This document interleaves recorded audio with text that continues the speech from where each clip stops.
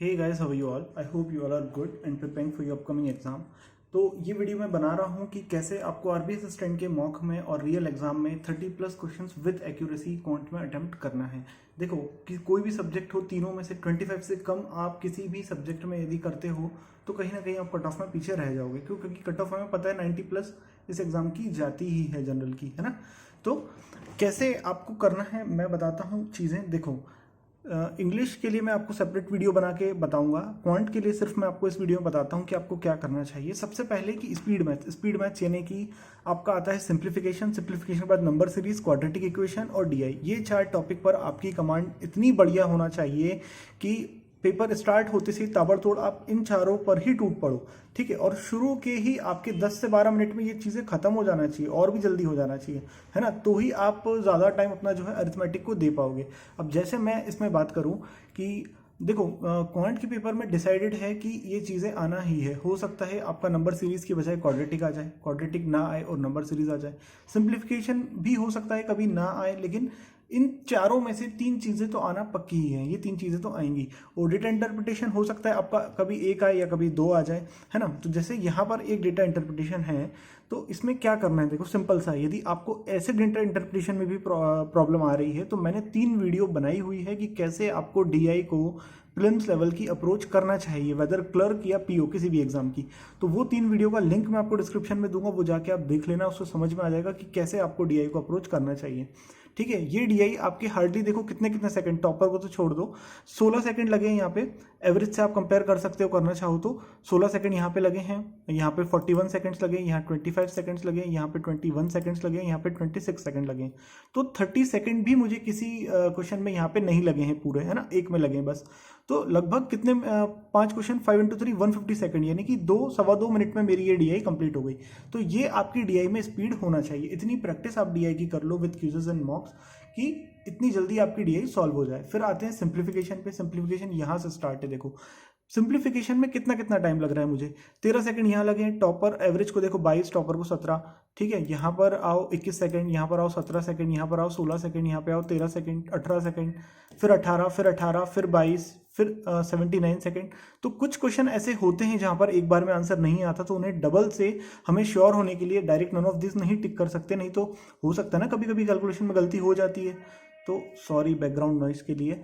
तो ये चीज़ें हैं, किसी किसी सिंप्लीफिकेशन में ज़्यादा टाइम लग जाता है। बाकी इतने टाइम में आपके सिंप्लीफिकेशन बनना चाहिए, इससे ज़्यादा टाइम आपको नहीं लगना चाहिए। विद इन 20 सेकंड्स बनना चाहिए। 30 सेकंड्स भी इस लेवल के सिंप्लीफिकेशन के लिए ज़्यादा है, ठीक है। तो इतनी प्रैक्टिस आप कर लो कि जल्दी से जल्दी इनको बना पाओ। पहली चीज़ आपको इनकी प्रैक्टिस करनी होगी, स्क्वायर क्यूब्स अच्छे से याद करने होंगे, जो मैंने आपको क्वांट स्ट्रेटेजी वीडियो में भी बताया था।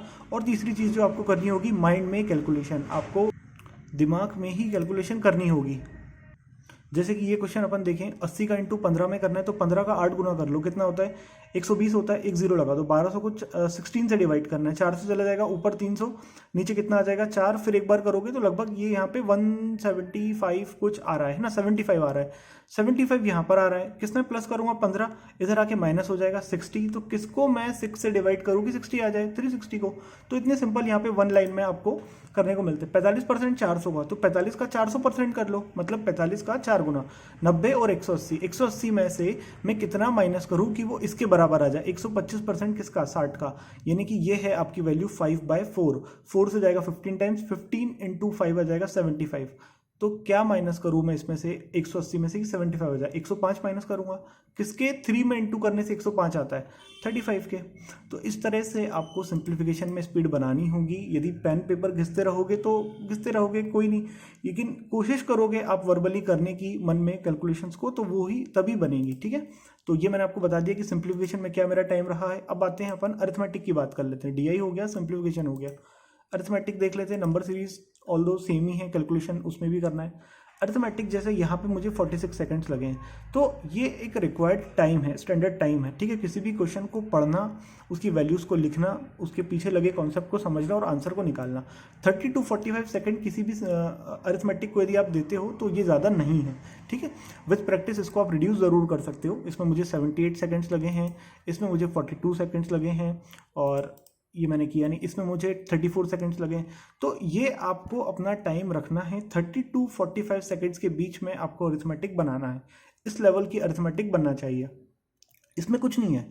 फर्स्ट क्लास भी यदि आप किसी भी टीचर की करते हो पार्टनरशिप की, तो उसमें आपको यही सिखाया जाएगा कि जो टोटल सम है वो जितने टाइम के लिए रखा जा रहा है उनको कट करके जो रेशियो बनता है उसी रेशियो में उनके रिसीव्ड प्रॉफिट को डिवाइड किया जाता है।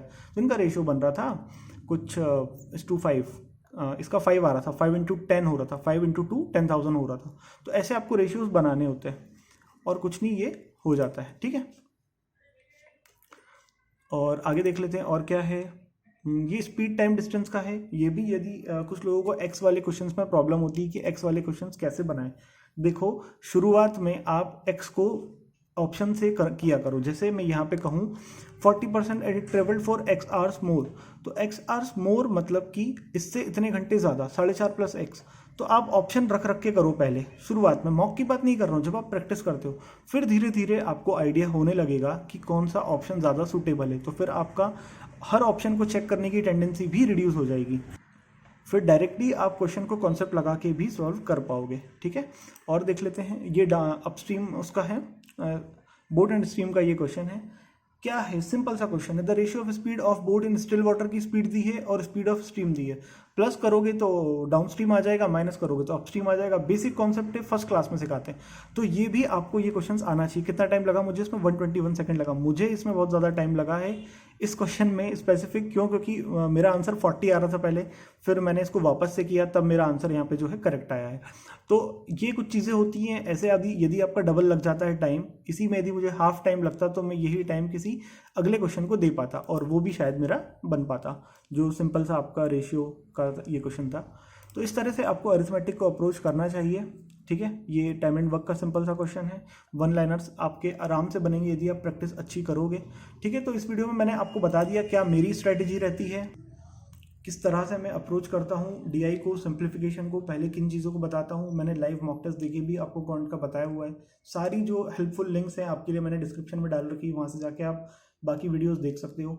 ठीक है, तो ये था क्वांट पे। रीजनिंग और इंग्लिश पे मैं सेपरेट वीडियो आपके लिए बना दूंगा कि आरबी असिस्टेंट में कैसे आपको अच्छा स्कोर करना है 30+ और 25+ इंग्लिश में विद 100% एक्यूरेसी। ठीक है, मिलते हैं अगले वीडियो में। Till then goodbye, take good care of yourself.